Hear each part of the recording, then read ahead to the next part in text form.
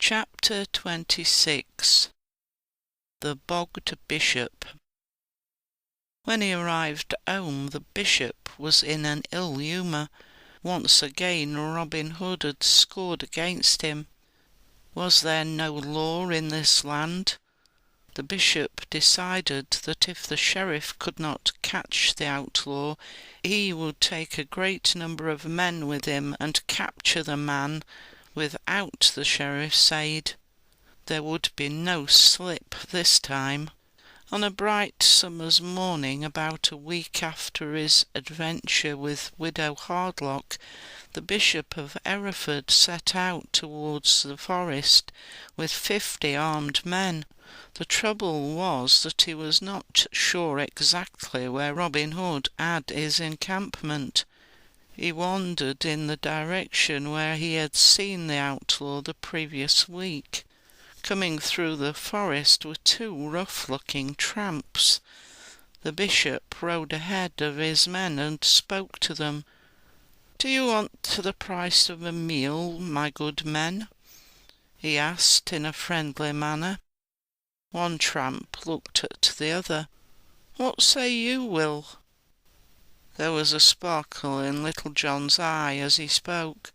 Disguised as a couple of tramps, he and Will Scarlet had set out that morning in search of adventure, and before they had gone far it seemed that adventure had come to them. He turned to the bishop, saying, "Why, yes, good bishop. My friend and I have not eaten for 2 whole days." "Then tell me, if you can, where Robin Hood the outlaw has his camp." The bishop knew that many of the vagabonds were friendly with the outlaws and knew his whereabouts. Will Scarlet and Little John set him off in the wrong direction and ran back through the forest to tell Robin of what had taken place. "We'll teach the bishop a lesson that he will never forget," exclaimed Robin.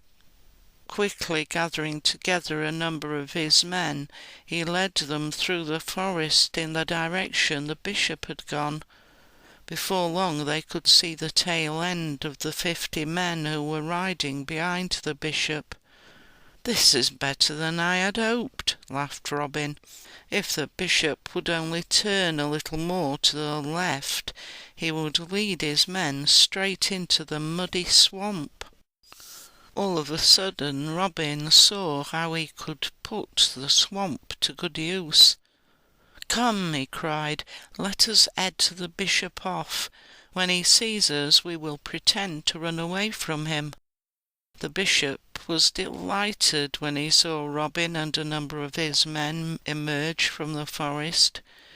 It looked as if the outlaw had seen the bishop too, for he suddenly stopped, turned his men about, and ran off again into the forest.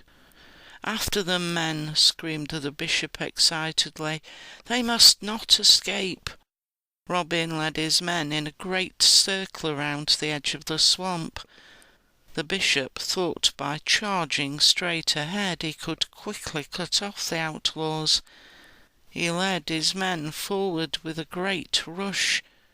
He wasn't prepared for the shock he was to experience in the next moments. He had covered only about 20 yards when his horse floundered in the mud and threw him off.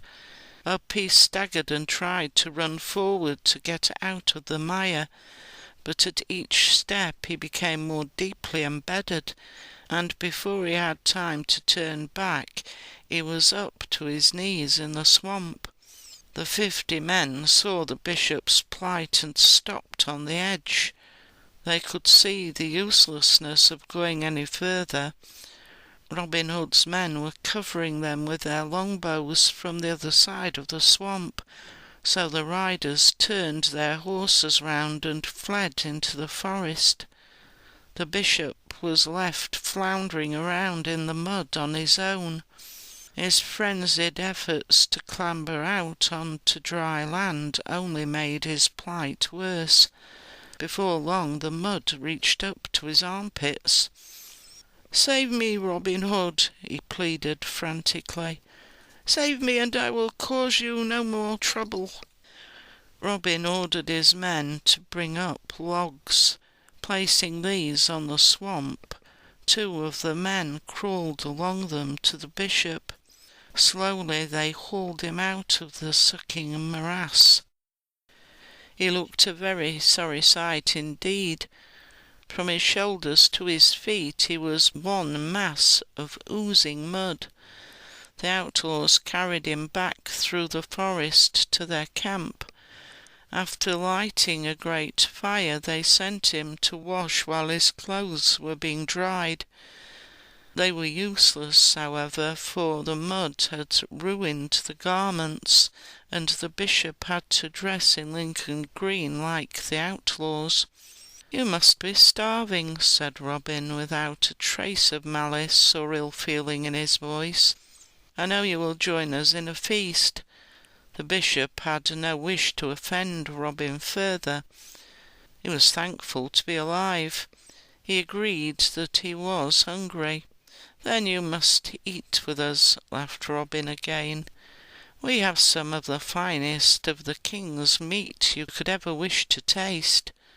When the bishop saw the great feast that was being brought to the long trestle tables set up in the greenwood, his mouth watered. Maid Marian had made a special point of seeing that the meal on this day was served up in a royal manner. But when the bishop realized that he was to eat the king's venison, he was not sure that his appetite was quite so keen as he had thought. The delicious smell of the cooked meat soon set his conscience at rest, however, and he ate as heartily as any man. It was late that night before the bishop was set on his horse and escorted to the edge of the forest, homeward bound.